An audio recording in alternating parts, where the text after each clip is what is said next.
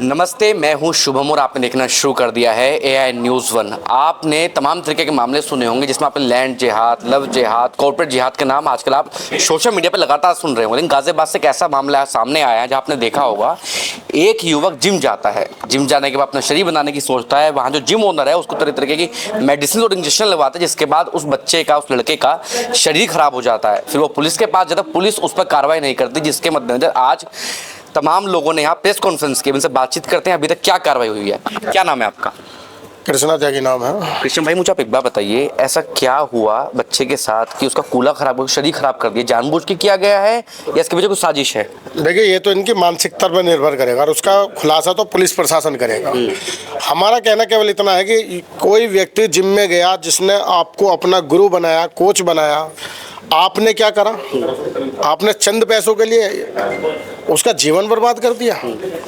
आज व्यक्ति आप देखेंगे चलने में असमर्थ है, जब सुबह को दिशा मैदान जाता है, दिशा मैदान जाने में असमर्थ है। तो आखिर कब तक हम लोग जो है इस तरीके की पाबंदियों पर प्रशासन चेष्ट करेगा? प्रशासन को समझना चाहिए कि गाजियाबाद के अंदर हजारों जिम खुले हुए हैं और उनका मानक क्या है, कोच पढ़ा लिखा है या नहीं है, ये प्रशासन को देखना चाहिए। आज तो हम पर एक मामला आ गया, ना जाने गाजियाबाद के अंदर कितने मामले होंगे और पूरे भारत के अंदर कितने मामले होंगे। ये तो सोचना चाहिए। और इसकी मानसिकता क्या है, ये तो प्रशासन जब दो लठ लगाएगा जब समझ में आएगी। अब प्रशासन छोड़ो, ये तो ये व्यक्ति बता रहा है मानसिकता क्या है। 5 बाज की नमाज के लिए इसे व्यक्ति से कहते हैं, जैसे ये लड़का बता रहा है, गौ मांस खाने के लिए इसे बता दिया, और जब ये चीजें नहीं करी तो ये हालत देख रहे हो आप क्या है इसकी। तो इससे क्या स्पष्ट करेंगे? आप तो खुद पढ़े लिखे लोग हो यार, इससे स्पष्ट दिख रहा है कि क्या मानसिकता उस व्यक्ति की रही होगी।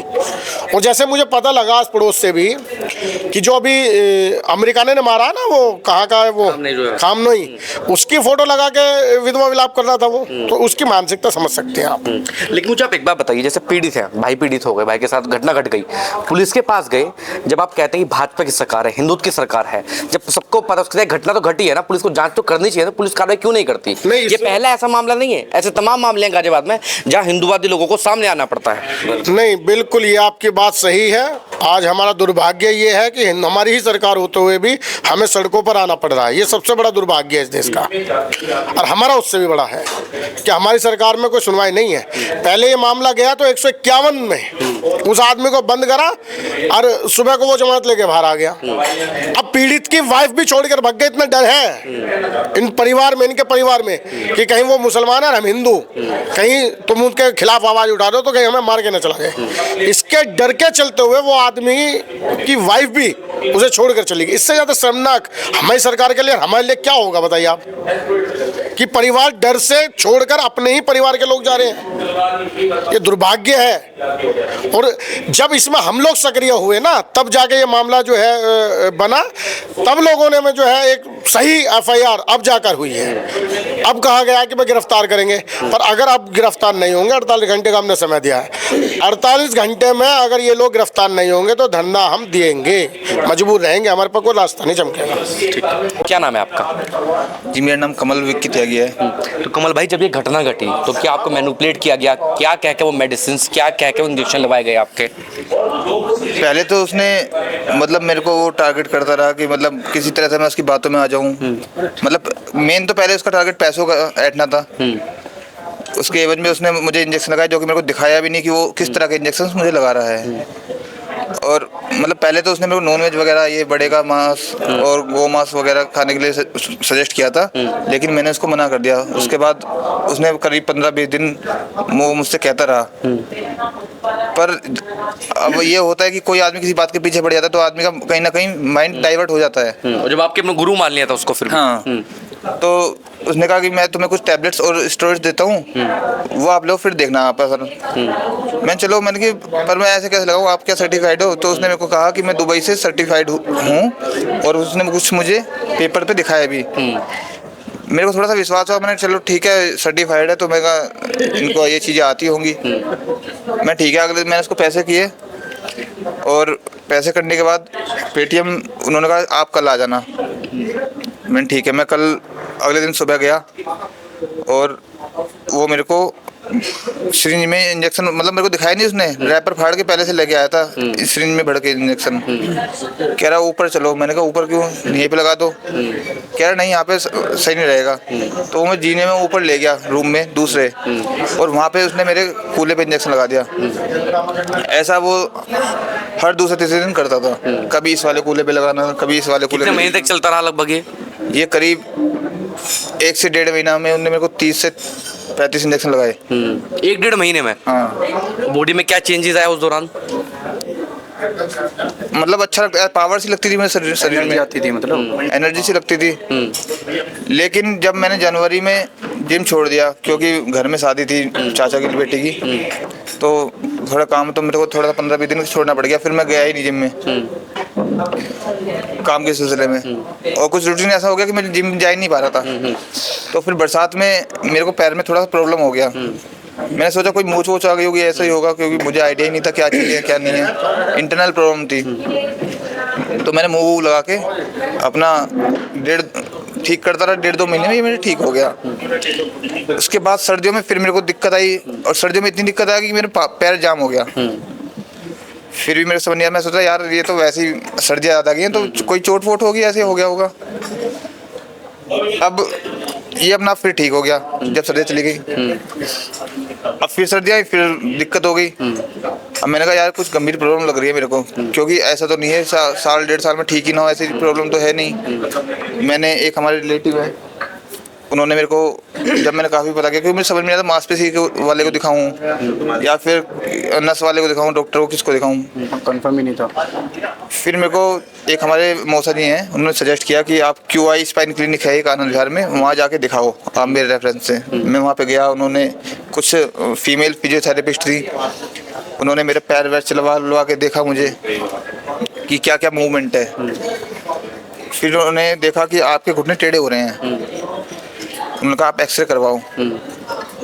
कुछ उन्होंने मतलब एक्सरे मेरे को लिख के दिया, मैंने एक्सरे करवाए। वो एक्सरे में उसमें दिखाया घुटने टेढ़े हो रहे हैं, बट वो किस वजह से टेढ़े हो रहे हैं ये उनको समझ में नहीं आया।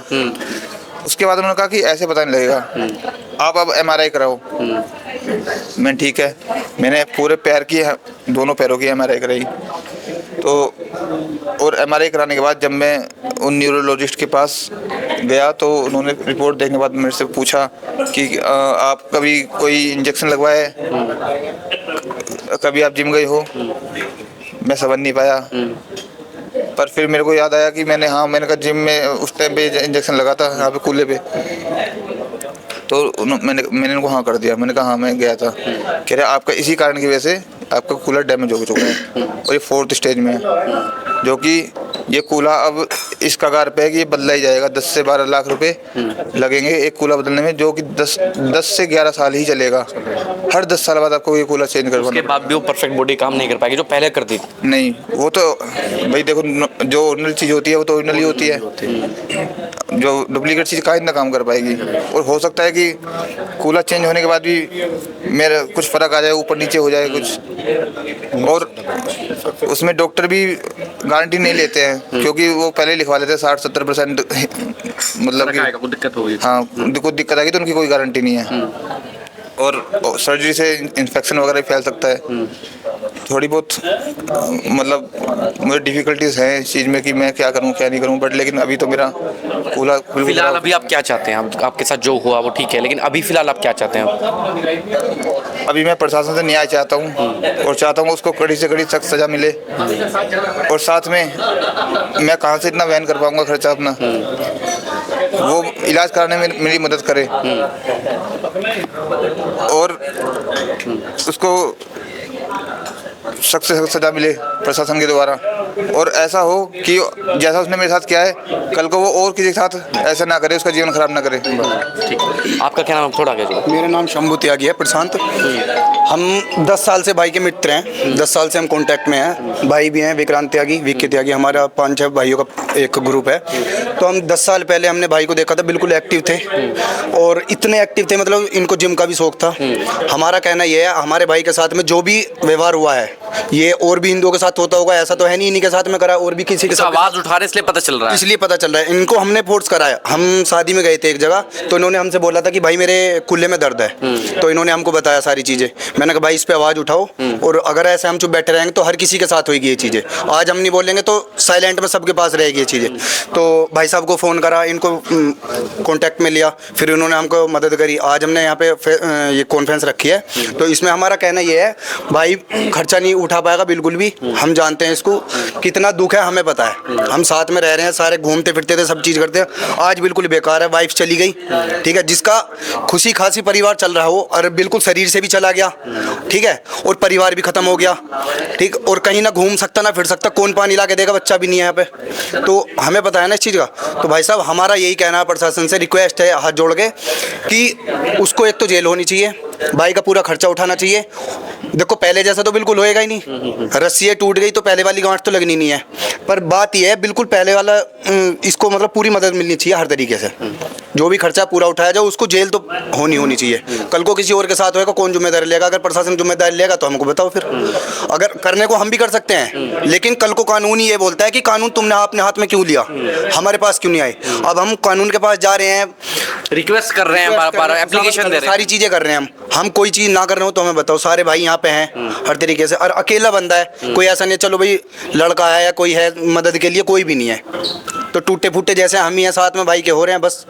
तो इसको रिक्वेस्ट है बस प्रशासन से, ना तो भाई हम धरना धरेंगे, बात साफ है हमारी, 48 घंटे के बाद हम धरना धरेंगे, सीधी बात है।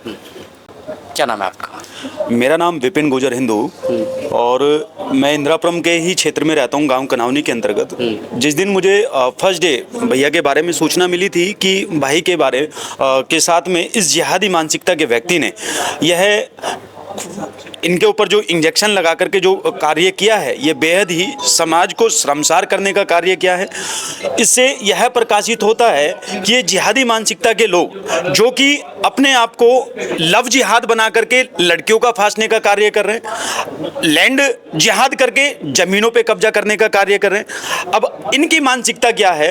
मानसिकता इनसे यह प्रकाशित होता है कि यह लोग आज की डेट में अब कुछ भी नहीं कर पा रहे हैं, तो हमारे युवाओं को जाकर के टारगेट करने का कार्य कर रहे हैं। क्योंकि आपने देखा होगा पूरे गाजियाबाद के अंतर्गत जितने भी जिम अभी संचालन हो रही हैं, उसमें जितने भी संचालक हैं वह हिंदू होगा, लेकिन वहाँ ट्रेनर कहीं ना कहीं यह जिहादी मानसिकता का व्यक्ति ही मिलेगा। तो कहीं ना कहीं सभी संचालकों से मेरा हाथ जोड़ करके आग्रह है कि अपने जिम से सर्वप्रथम तो इन जिहादी मानसिकता के लोगों को निकालने का कार्य करें।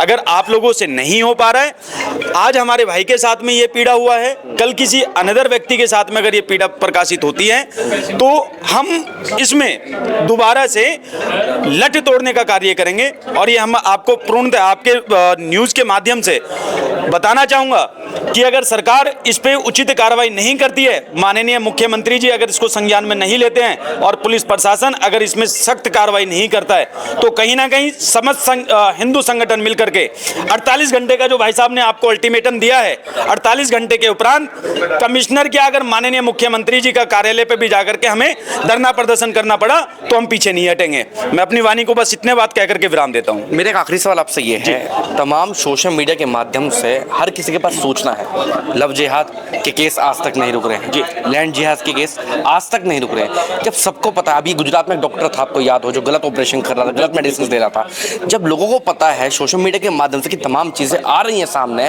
और तब भी हमारी ही गलती है कहीं ना कहीं जब हम ऐसे लोगों के पास मदद मांगने, कुछ भी हेल्प मांगने पहुंच जाते हैं। देखिए, उसके लिए तो मैं यही कहूँगा कि यहाँ कहीं ना कहीं हमारे हिंदू समाज को जागरूक होने का कार्य करना पड़ेगा, क्योंकि जब हम जागरूक होंगे तभी हम अपने समाज को व अपने बच्चों को, अपनी बहनों को हम बचा पाएंगे।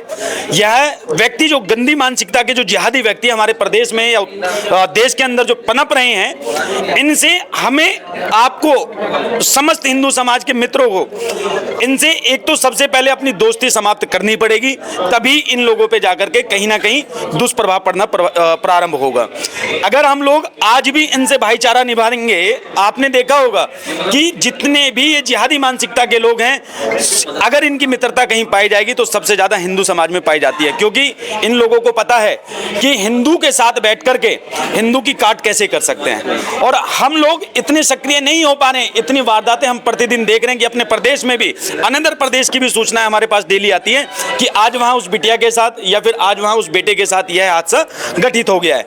लेकिन कहीं ना कहीं हमारा समाज बहुत पीछे हटता जा रहा है। पूरे समाज से आग्रह करना चाहूंगा, निवेदन है कि इन जिहादी मानसिकता के लोगों से दूरी बना लो, फायदे में रहोगे, वरना तो मैं आपको स्पष्ट बता रहा हूं, एक ना एक दिन आप लोग भी इस भाई की तरह कहीं ना कहीं पीड़ित पाए जाओगे। तो सवाल यही है, एक शख्स, एक युवक की तो जिंदगी बर्बाद कर दी गई, लेकिन सवाल दूसरा ये भी उठता है कि प्रशासन अभी तक इस मामले में कार्रवाई क्यों नहीं करता। हिंदू संगठन ने तमाम 48 घंटे का समय तो दे गया। अब देखने वाली बात यह है प्रशासन इस पर क्या कदम उठाता है।